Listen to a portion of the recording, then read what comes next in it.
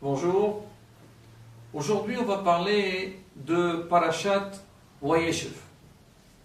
La paracha commence Wayeshev Yaakov be'eres megore avihu be'eres Kenaan. Yaakov s'est installé dans la terre d'habitation de ses parents, dans la terre de Kenaan.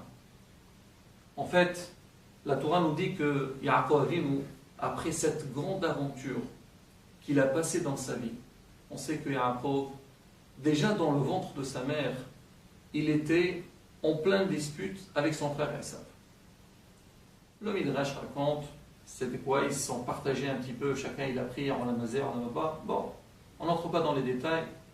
Alors plus tard, quand il a grandi, il a été chassé par son frère Esav.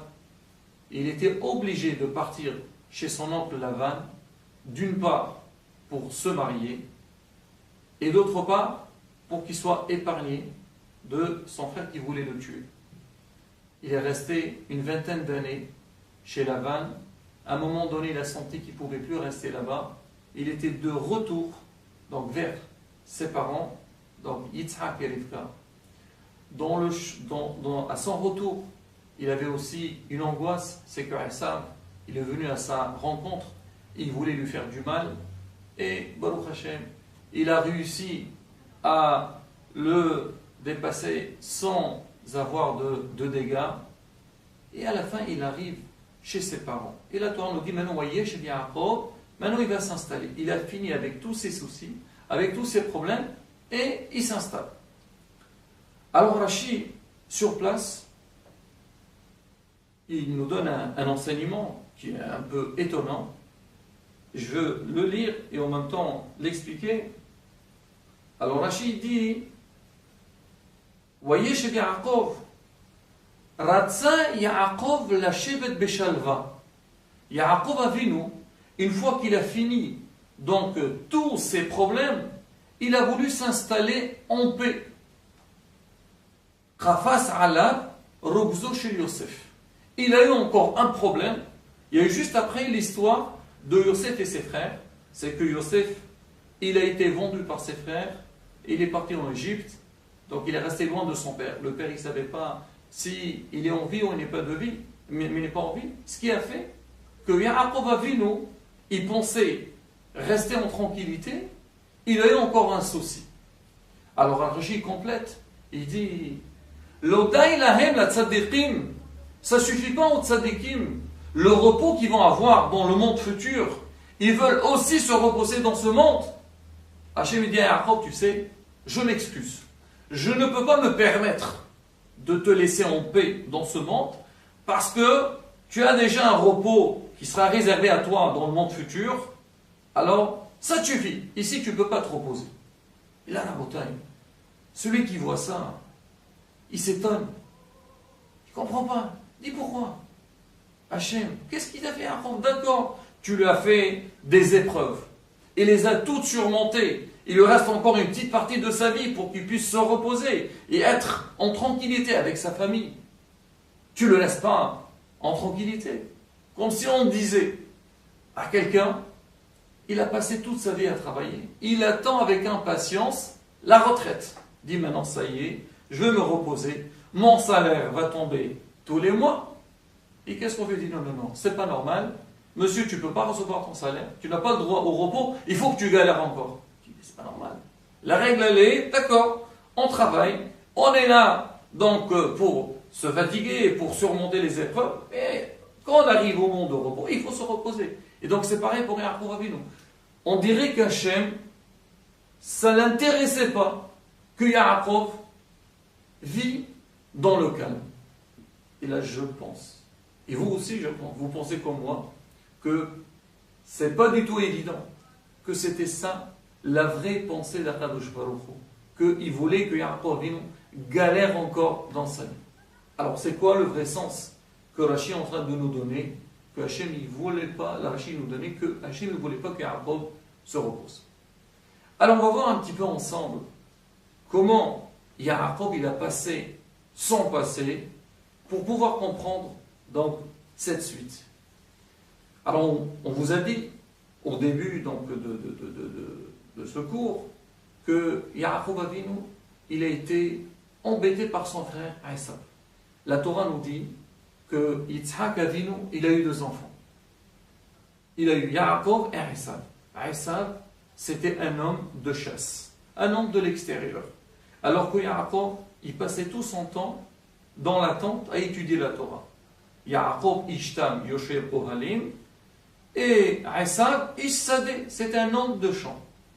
Donc Yaakov, il a toujours essayé de ne pas apprendre de son frère Esav. Chacun dans la vie, on a le libre arbitre. Tu veux faire le bien, fais-le. Tu veux faire du mal, fais-le. Après 120 ans, tu arrives devant Akadosh Baruch Hu, tu seras jugé sur tes actions. Yaakov savait, si il va mener la même vie que son frère Esav, il ne va pas atteindre son but. Alors il s'est écarté de lui, il a essayé de garder des distances. Au moment qu'il a eu un problème avec son frère Esav, et son père, il lui a dit, tu dois aller chez Lavan. Yaakov savait très bien qu'avec Lavan, ça ne va pas être facile. Parce que Lavan, il est pire que Esav. Qu'est-ce qu'il fait Yaakov? Il se prépare donc à cette rencontre, à cette nouvelle vie avec Lavan. Il va aller à la yeshiva de Shem Ve'evel. Il reste 14 ans, donc faire de la yeshiva, prendre donc des armes avec lui, c'est-à-dire des armes spirituelles, pour ne pas tomber dans le piège de Lavan. Il arrive chez Lavan, on l'appelle Lavan Ha'arami, Lavan le rusé. Yaakov, il savait très bien qu'il doit être très vigilant. Alors il se marie avec ses filles. Il a les tribus, il a 11 enfants, et le 12e il a eu dans le chemin. Mais Yaakov savait que tout le temps qu'il vit avec Lavan, il doit faire très attention que ses femmes et ses enfants ne soient pas influencés par ce rachat de Lavan. Et il a réussi dans sa mission, au point, quand il était de retour, il envoie un message à son frère Esav. Il lui dit, Esav, sache-le que j'ai habité chez Lavan. La Torah dit, Aim Lavan Garti. J'ai habité chez Lavan. Rashi sur place, il dit, ça veut dire quoi? Il dit, Aim Lavan Garti. J'ai habité chez Lavan. Esav savait très bien que Yaakov était chez Lavan.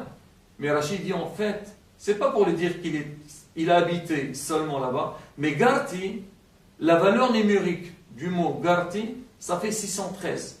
Pour lui dire, j'étais chez Lavan, mais j'ai respecté les 613 mitzvot de la Torah.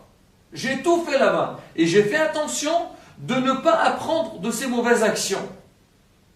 Parce que je savais, si je vais apprendre de Lavan, Hazvi Shalom, je peux tourner. Donc, j'ai tout fait pour ne pas tomber dans les avérotes. J'ai fait attention aussi à mes enfants. Il était de retour, il savait que la rencontre avec Esav allait être très difficile. Parce qu'Esav, d'une part, cherche le tuer, et s'il ne va pas réussir à le tuer, il va essayer d'assimiler ses enfants. Alors il a tout fait de ne pas avoir pratiquement de contact avec son frère Esav. C'est ce qu'on a vu dans la paracha de Vaishlach. Ils se sont rencontrés. Esav lui demande à Yaakov, il dit, dis-moi, tu ne peux pas laisser un petit peu les enfants avec moi, rester quelques semaines, quelques jours avec moi? Il dit, non, ça ne m'intéresse pas, il faut que je rentre chez mon père. Alors, quand Yaakov est arrivé chez Yitzhak, son père, il est arrivé à la terre de Canaan, il s'était dit dans sa tête, c'est vrai que jusque-là, j'étais obligé d'être vigilant, je devais faire très attention de ne pas être influencé par l'extérieur. Maintenant que je suis chez mon père et j'ai toute la tranquillité, je peux un petit peu calmer le jeu. Ça veut dire, j'ai pas besoin d'être trop derrière mes enfants pour savoir comment ils se conduisent, quel chemin ils sont en train de prendre, parce qu'il n'y a pas d'influence extérieure. Et je veux me reposer un petit peu. Malheureusement, à partir du moment que Yaakov Avinu, il a un petit peu fermé les yeux, il a lâché un petit peu, de suite, qu'est-ce qu'il y a eu? Il y a eu le problème de Yosef. Tafas alav rogzo chez Yosef, qui a eu le problème entre Yosef et ses frères. Il y a eu une jalousie entre les frères, au point que les frères étaient prêts à le vendre chez des étrangers. Alors c'est ce qu'il nous dit Rashi. Hashav Yaakov lashevet beshalva. Yaakov pensait se reposer, avoir une tranquillité qu'on peut un petit peu laisser l'éducation des enfants. Il y a des moments où on dit oui, on a besoin de les éduquer. Et il y a des moments qu'on ferme les yeux, c'est pas grave. Alors, il ne faut pas avoir peur. On ne te dit pas du tout. Quand quelqu'un éduque ses enfants, il faut être tout le temps derrière. Ça ne veut pas dire il faut les embêter sans arrêt, pas du tout. Mais il faut savoir ce que les enfants y font. Des fois, on a tendance à penser, mon fils, il est dans une école juive, on apprend la Torah là-bas, donc j'ai pas besoin de le suivre. De toute façon, il est pris en charge. C'est vrai, l'école en elle-même, c'est bien, il faut choisir l'école qui convient pour notre enfant. Mais derrière ça, il faut que tu saches qu'est-ce qu'il fait ton fils là-bas. À son retour, alors qu'est-ce que tu as appris, mon fils? C'est quoi les mots que tu as appris? Moi, je me rappelle, quand j'étais jeune, j'avais un prof, il nous disait, moi, mes enfants, quand ils rentrent à la maison, la première chose, c'est quoi les mots que tu as appris aujourd'hui, mon fils, à l'école? Et des fois, ça arrive qu'il doit lui dire des mots qui sont mal placés. Il dit, tu sais, mon fils, chez nous, on ne dit pas ces mots-là. Parce que des fois, on dit, c'est rien, qu'est-ce qu'il est avec des gens bien? Il peut apprendre des choses, il peut encaisser sans savoir que ça, c'est mauvais. Et à la fin, il va grandir. Il peut, hasbi shalom, le mettre en application. Non, il faut toujours être derrière ses enfants et savoir comment ils se conduisent. Yaakov, il y a plus grand que Yaakov. Yaakov, c'est l'homme de la Torah. Alors il a suffi que lui, il a calmé un petit peu, il a fermé un petit peu les yeux par rapport à l'éducation des enfants, et on a vu que malheureusement, il y a un malheur derrière. Et ça, c'est ça le message. C'est ce qu'on a dit, la manière que nos ancêtres ils se sont conduits doit être un message pour nous. C'est vrai que le monde il a changé.